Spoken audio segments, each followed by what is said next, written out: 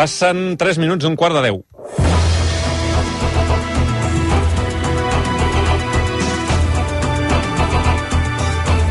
A RAC1, no ho sé, amb Joan Maria Pou.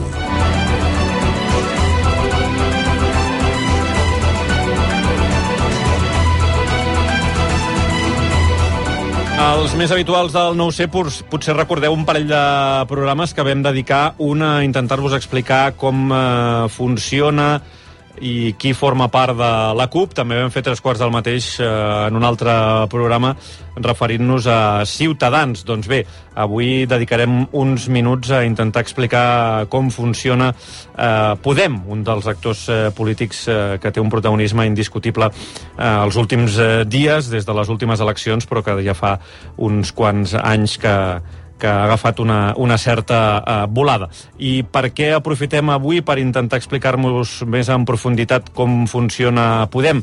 Doncs perquè els últims dies, per exemple, s'està convertint en una notícia habitual anunciar que hi ha una candidatura nova per liderar Podem a Catalunya. Avui RAC1 us pot avançar que n'hi haurà una quarta. Serà Junts Podem, que es presentarà en societat d'aquí a 2 o 3 setmanes. Són una vintena de persones dels cercles d'Osona, del Vallès Oriental, el Baix Llobregat i el Tarragonès. Aquests es diuen Junts Podem. Ens haurem de començar a prendre els noms perquè tots ja podem, com hem comentat ara amb l'Armenteres, i Déu-n'hi-do. Sílvia Solanes, bona nit. Hola, bona nit. T'explico una mica, a veure aquests. De moment no tenen candidat, preveuen tancar-lo els pròxims dies. Sí que tenen una cosa clara, que és el que els diferencia de les altres 3 candidatures que s'han postulat fins ara, i és que aquí no hi haurà cap diputat ni cap cara coneguda. De fet, ells volen fugir d'això, com ho explicava RAC1 dels seus impulsors, el Marco Sebastián. Personalment m'estimo més una persona que tingui un bagatge d'activista i de saber treballar i que li pugui dedicar tot el temps que pugui a l'organització de Podem Catalunya en aquest cas, que no tenir una gran figura mediàtica, però que no li pugui dedicar més, jo què sé, d'unes hores a la setmana, no? L'altra gran diferència és que fugen de les confluències, és a dir, de formar part d'una gran plataforma com la que proposa Ada Colau. Ens emprenya bastant que alguns vulguin decidir per nosaltres. Quan neix Podem o quan es forma, per exemple, Podem a Catalunya, nosaltres enteníem que Podem era aquest partit, un nou actor en l'esquerra que venia a ocupar un espai per intentar unir tota l'esquerra, no? Aleshores, doncs clar, a una vegada que tenim aquí Podem Catalunya no sabia aprofitar aquesta eina i tenir que crear una altra, doncs clar, alguns no li veiem sentit.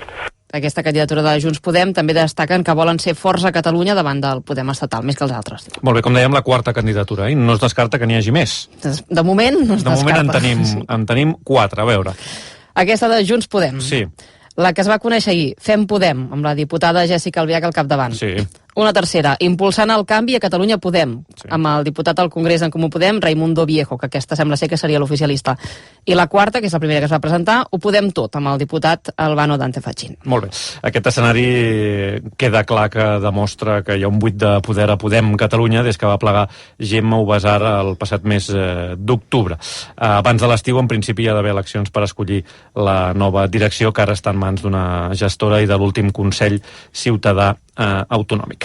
Ara explicarem què és això del Consell Ciutadà Autonòmic. Abans deixem que saludi dos periodistes que tenen molt apamat Podem perquè són encarregats als seus diaris de seguir el dia a dia del partit de Pablo Iglesias, la periodista del diari Ara a Madrid, Mariona Ferrer. Hola, Mariona, bona nit. Hola, molt bona nit, gràcies per convidar-me. I el periodista del País també a Madrid, el Francesco Manetto. Francesco, bona nit. ¿Qué tal? Muy buena nit. I moltíssimes gràcies per ser... Mil gràcies a vosaltres. De res. De seguida explicarem una mica com funciona internament el partit, però d'entrada us sorprèn aquesta aparició com bolets de candidatures per dirigir Podem Catalunya a partir de l'estiu?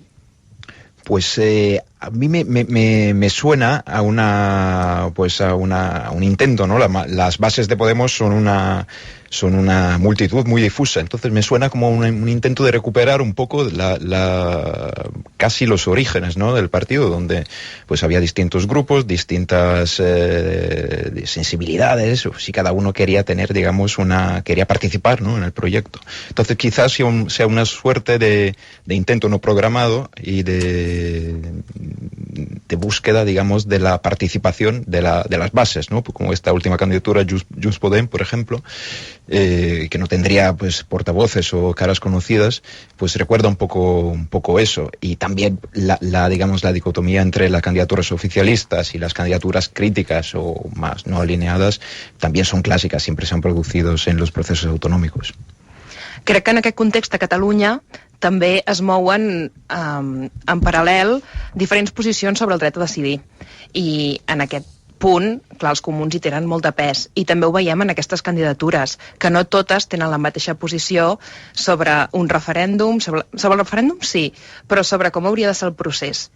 I aquí és el que veurem durant aquesta campanya, l'encaix sobretot amb els comuns i amb Ada Colau. Està clar, sí. Molt bé. A veure, Sílvia, què és el Consell Ciutadà Autonòmic? Com funciona Podem? Com s'organitzen? Per començar, hauríem d'explicar que Podem no té militants, sinó inscrits. Persones que no paguen cap quota ni tenen cap carnet, sí que es registren al web del partit, reben informació, poden participar en processos de participació, els cercles i aquests consells. És a dir, no hi ha quotes, no paguen quotes. No paguen quotes. Els només inscrits. T'inscrius a la web i ja pots participar, ja reps tota la informació i ja pots participar de totes les seves assemblees, els cercles...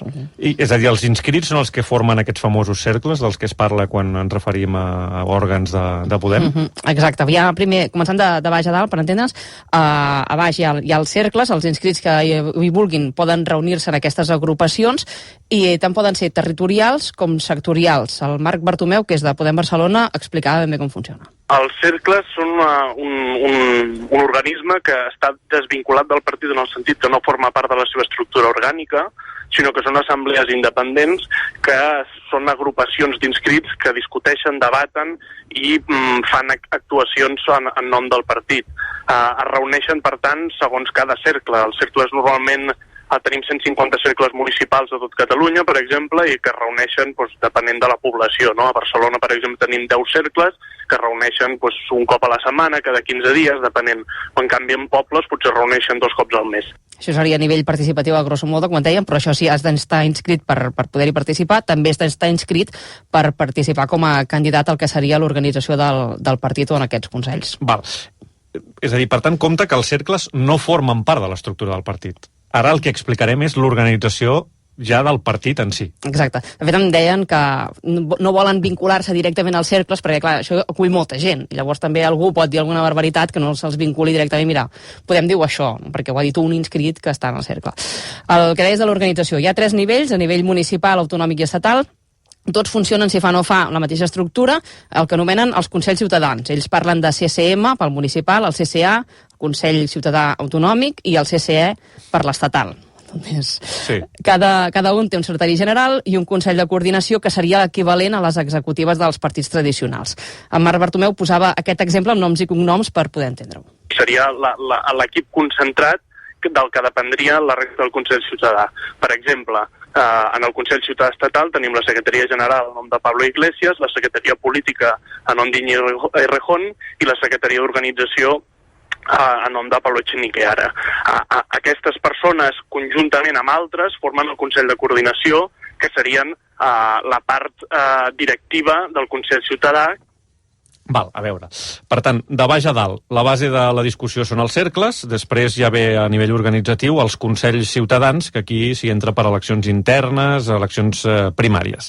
I d'aquí en surt un aparell coordinador. Exacte. Cada consell, ja sigui municipal, autonòmic o estatal, es reuneix cada mes, però si cal per petició es poden reunir abans i els mandats són de 3 anys. També es poden escurçar si un mínim d'inscrits demanen eleccions anticipades i aquí juga un paper una altra figura, que és l'Assemblea Ciutadana. Un 10% dels inscrits de l'àmbit territorial poden demanar unes eleccions anticipades o bé la revocació d'algun dels seus membres. Per tant, l'Assemblea Ciutadana de forma ordinària es reuneix cada 3 anys, però de forma extraordinària a l'hora de prendre decisions com llistes electorals, pactes electorals o decisions que canviïn la línia política del partit es poden convocar sempre que sigui necessari. I encara queda una altra figura per descriure, que és la de control. Sí, és anomenat Consell de Garanties, és un òrgan independent que ha de veure que s'ha de fixar que es compleixin els estatuts del partit i que tots els processos es facin correctament. Aquí, per exemple, hi ha discrepància entre candidatures, n'hi ha de diverses escales, també. De fet, Podem té moltes famílies polítiques, de seguida en parlarem amb la Mariona i el Francesco.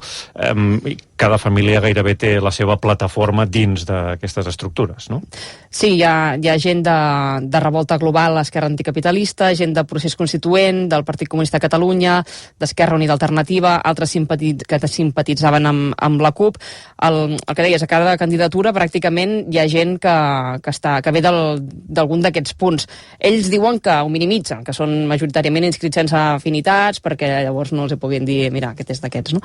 La de l'Albano Dante sí que es nodriria sobretot de gent que ve de Revolta i de Procés Constituent. La de la Jèssica Albiach veu de gent que ve de Comunistes de Catalunya i avui sembla que la candidatura del Raimundo Viejo és l'oficialista, la que dona suport a Pablo Iglesias, i de fet hi ha veus dins d'aquesta candidatura que diuen que si no hagués tingut el suport explícit d'Iglesias, el mateix Raimundo Viejo no s'hi hauria presentat. I la que us hem avançat, Junts Podem, que sembla que aquests sí que no hi ha famílies polítiques. De fet, diuen que es presenten perquè no els agrada aquest joc. Ja, un joc que sembla que va ser una de les raons per les quals Gemma Ubasar va dir prou, no?